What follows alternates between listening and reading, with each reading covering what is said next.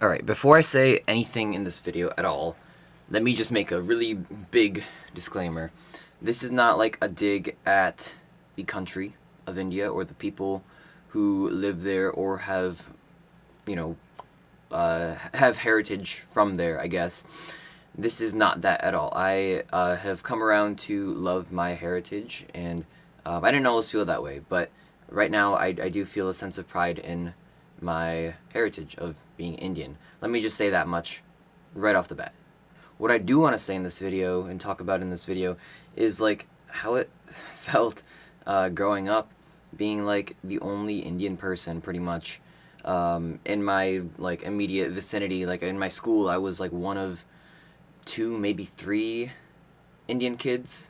And I used to think it didn't matter, right? Like, you know, we're all just people out here, which I mean, I still believe to an extent, but it does matter. I lived in LA for about a year, and it was so much more diverse than my little Midwestern town I currently live in and grew up in. And kind of speaking of that, I know on the internet there's a lot of stuff saying like India is very like a dirty place, and there's a ton of homeless people, and it's just unhygienic and disgusting, and you know whatever. But it's like, so is LA. You know, the only difference is literally the people who live there. You know, the people you perceive with darker skin who live there are more likely to be perceived as dirty. It's been a while since I've been to India, but uh, you know, that whole discussion of racism specifically targeted towards Indian people, that's like a different video in itself. I might do that. But back to the topic at hand, where to start? Well, I mean, like, I was kind of always a rebellious kind of kid. Not like super like angsty or whatever, but I was just like, you know, I'm not gonna do my studies. I'm gonna, you know, play games on my phone, and I'm going to run around outside and like have water gun fights with my friends, and like I never was like the typical um, Indian like nerdy type. Well, maybe a little bit, but I'll get to that part. It's kind of like fine to have a good laugh about it now, but I remember being sent to the principal office like twice in elementary school, and I mean I don't know, like as far as like troublemakers go, like that's not a troublemaker. That's just someone who got in trouble twice, right? I mean, and they were not like for bad things. Like uh, I would run in the hallway and then like I like drew on some kid's clothes with Sharpie or something. So, you know, needless to say, I was not that kind of type A student who would just like focus in and lock in and whatever, all that stuff. I was a little different. I was like fit in more with the troublemakers. And sure, you know, I'd get my punishment. I'd go to the principal's office. Never got suspended. I mean, even I'm surprised I didn't get suspended for when I drew on that kid's clothes, but whatever. You know, I got in trouble. I got my calls home and all that stuff. And I remember since that age of like getting that feeling of like you're better than this, like you know better than this. We expect better of you. You know that you're better than this, like that kind of thing. It's almost like a self-induced like guilt type of punishment, and that pretty much continued. Right, that like self-induced guilt that you get for like feeling that oh man you're better than this. Pretty much until I think it was fourth grade, and then I just stopped caring. I was like, you know what? Like, you know how like when the teacher calls your name, they're like, you know you're in trouble. You kind of like sulk up there, and you're like, right? Um, that would happen so often to me. I would eventually just be like, all right, I'll stroll up to the teacher when they call my name out. They're clearly upset with me. Stroll up there, and then be like, hey, what's up? So in a way, I guess I would like remove that guilt from myself, but it's also like everyone around me, not just like my family, but like the non-Indian people around me too. They're always like, we expect better of you. We know that you can do better, and that's kind of what it was like growing up Indian. Is just kind of having high expectations that maybe you met, maybe you didn't, and when you didn't, it was like people weren't necessarily like mad at you or frustrated. They were just kind of like, well, I know you can do better. Like, why aren't you doing better?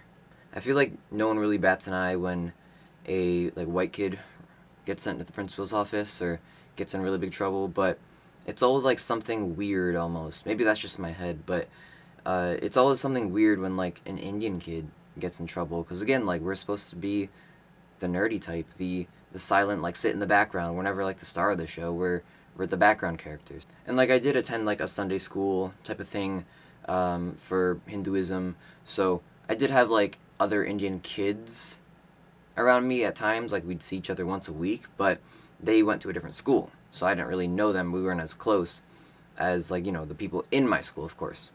And pretty much all those kids were, academically gifted, or whatever you want to call that. They were all like doing the things and doing the typical nerdy Indian kid things, and it worked out for them. I still talk to some of them today, and they're doing great in life, and it all paid off for them. They're all like super into like science Olympiad and like math Olympiad or whatever, and again, good for them. Great, do that if you want to do it. But I did not want to do it. I ended up doing it through middle school because of that kind of pressure of like, okay, well, all your friends are doing it. This is what you're supposed to do. And kind of on that note, like, this is what you're supposed to do. Throughout middle school, I did all like the advanced classes, accelerated classes, whatever. I mean, I guess I was good enough to get into them, which is a good sign, I guess. But I really didn't want to necessarily. I remember, like, in 6th grade, I got put into like an accelerated math class. It was like pre-algebra or something, and I did not like it. I remember, like, on multiple occasions, like, scribbling through the homework, like, the morning before it was due. And one time I, like, forgot that I even had, like, the homework. I had, like, a doctor's appointment in the morning or something. So I didn't do it because I would usually scribble it in the morning. And so we would have to correct our own homework. And the teacher gave me the answer key to correct my own homework. And I spent, like, literally 20 minutes trying to, like, copy this down. That was not a good idea, because I got caught, and then I got a big talking to about plagiarism. But then again, it's like, it felt like, we expect better from you. Like, what are you doing? Like, it was more of like less of a chewing out and more of like, come on, like, really, like, that kind of thing. I think 7th and 8th grade was like my peak, like, Indian kid, nerdy, stereotypical, whatever, kind of phase. I would be like the person to raise my hand in class and like answer the teacher's questions and like, try to go for super high grade. I thought that like a B on a test was abysmal. Like, I can't do that. Like, that being said, I think I only aced like one test ever in my life, and that did feel pretty good. I remember that. That did feel really good. But I wasn't really like that cool in middle school. I mean, I don't know, maybe I was, but like, again, that idea of like being the background character. I knew the weird kids. I knew the cool kids. I would talk to them, like all of them, and they'd know my name. I know their name, and like we'd sometimes hang out.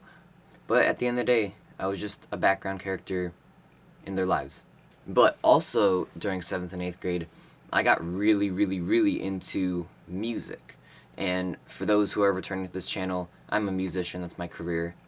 And during that era of music, that was like mid 2010s. I feel like there was just a lot of like weird stuff going on. It's not the weirdest it has been ever in like the history of music, but some like weird stuff. Like the subject matter of the lyrics would be a little bit kind of like, I guess, pushing the envelope in a way. Not like not in the craziest way it has been, but in a way. So like hearing Eminem for the first time, or like Outkast, or whatever. Like a lot of rap, actually. Now I'm thinking about it.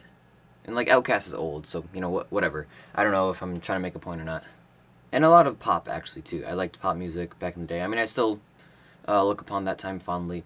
But going into 9th grade, I kind of had this idea of like, you know what? Screw it. I'm gonna be a little crazy, and that I was. I got in a lot of trouble over that year, just over like stupid stuff. Like swearing when I shouldn't be swearing, like that kind of stuff, like stupid stuff. And again, it's always like that, we expect better of you. Like, come on, man, what are you doing? You're too good for this. I think it was very hard for people to meet me where I'm at, kind of. So it was a little bit weird. And then in 10th grade, I got diagnosed with clinical depression, and there's no joke to be made there, because it's not a joke. It sucks. It was horrible. It was a very terrible time in my life, and even during treatment, I felt like there was that impression of like, we expect better from you. Like, you're Indian. Why are you here? Why are you in a mental hospital right now? Like, why do you have to take medications to regulate your emotions. I remember distinctly feeling that feeling of like, why am I like the only one who looks like me in this facility? That's not a doctor, I guess, but I like truly believed I was like the most messed up Indian person, and like I'm the only one like me who has been in this facility before. I mean, like I said before, all of my other Indian friends from Sunday school, they were all doing their thing, and they were all relatively happy from what I could take in, and you know, that was okay. I was glad that they're doing good, but it's like, well, what about me now? So I guess in the rest of high school, I kind of, I mean, I still had clinical depression. I was still dealing with that and more hospital visits and whatnot. And then the thing I said before about like seventh, eighth grade being my most peak like traditional Indian kid vibe, I actually lied. I think senior year, maybe like a bit of junior year too. Like there was just like stuff happening around me, but like I was such like a goody good guy, and like I didn't even like swear for like a year of my life because I mean it's not even a big deal, right? But like I didn't like do anything that would be considered controversial for like that year, and it was, looking back on it, it was a bit weird. I really didn't feel like myself in a way. Now, the people around me, the non Indian people and Indian people, I guess, too, around me, they're all very happy with me because I'm doing what I'm supposed to be doing. But my senior year was cut short by COVID. I graduated 2020, so that was just a super crazy year to graduate. I think once that hit, and I realized like I'm not gonna get a prom, I'm not gonna get like a regular graduation, I'm not gonna get a grad party, whatever. Uh, I guess the flip just kind of switched in my brain, and I was like back to my regular self, as in like, I guess like slightly edgy for lack of better words.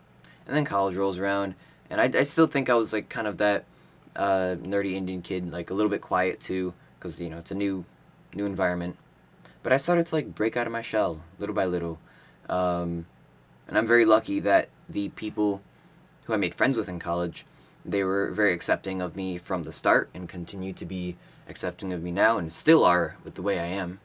But long story short, I very quickly developed a drug and alcohol addiction, and that was the darkest time of my life by far. And again, it was always that feeling of like, man, you're better than this. Why are you addicted to alcohol? Just stop drinking, right? Like, it's so simple. And to be fair, like, yes, the answer to, addiction is just stop doing the thing, but it's often not that simple. It was kind of like during that time, too, I realized that, like, if I'm living for other people, living to their expectations, I will never be happy. And that was kind of part of the reason I was using in the first place. There were many other reasons, of course, too, but once I kind of decided I'm going to live for myself, I started living for myself, and that's how I got clean. I started going to the gym because I know that was good for me, not because, you're supposed to go to the gym as a healthy adult. Like, no, I went to the gym because I wanted to feel strong, and wanting to feel strong, that's just that's just what I want in life. I'm living for myself. At that point, even before getting sober, I dropped out of college to pursue music, which is, again, what I'm doing right now. And during that whole thing, it's like, dude, why are you not in college? You're supposed to be in college. Like, we expect you to be in college. I don't know anyone in my circle, even amongst like my non-Indian friends, who didn't graduate from college. So I am very much in a class of my own in that sense. And I mean, easier said than done, but I decided to just be like, screw that. I'm not going to college. I'm going to do music because that's what I see myself doing. I see myself being successful in, and I like it. I like it way more than what I was doing in college.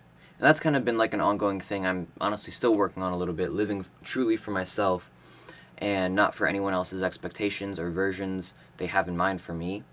And even though I've been like complaining a little bit about my situation growing up, I am ultimately grateful for it. I mean, all my basic needs were met at the very least. I never had to worry about where my next meal was coming from. I never had like to worry about where I'm going to sleep at night. But it was far from like ideal, right? Like having to carry your own guilt of knowing that you're better, like that sucks. That that's heavy, honestly. It sucks.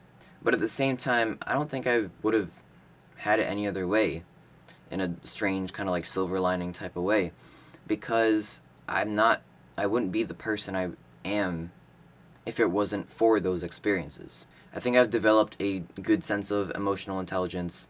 At least I think so, because I can recognize, like, is this other person trying to, like, make me feel bad about myself? Are they trying to project their vision of me onto me when that's just not true? If I can recognize that, then, well, I can recognize that, and I'm better off, I guess, like, as a whole for that. I guess to conclude this video, I'll say that I feel like America is a very, like, black and white country in terms of race and I guess of morality too, but like, I'm brown. Where do I where do I fit into this? And the answer is I don't. I don't fit into this at all. I'm, like I said before, I'm kind of a background character to a lot of people in their lives, and I mean I think that's getting better over time. Even my brother, who's like 2 years younger than me, he, I think, had a way better experience growing up.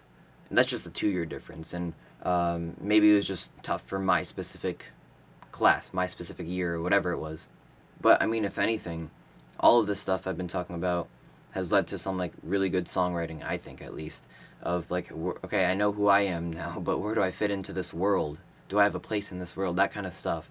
I get songs out of it, and that's all I can really ask for in life. Not to like keep hammering home this point, but it's kind of like being invisible, being like a brown person, I feel. And I guess by being brown specifically, more specifically at least, being Indian, because, I mean, again, you see all this stuff on the internet about India being like disgusting and dirty and homeless people everywhere. No one wants to associate themselves with that. And by the way, that's just like not true. I've been to India. There are like dirty alleyways and homeless people just like there are in the States, right? But there are some really nice places, very scenic places and clean and luxurious places, right? I will leave things with kind of a uplifting message. I think it's a good time in history to be a brown person. I think that slowly but surely, I think just Asian Americans as a whole are getting more of a voice in media and pop culture in general. So that's good. Maybe my story will be heard. But I'm out. Peace.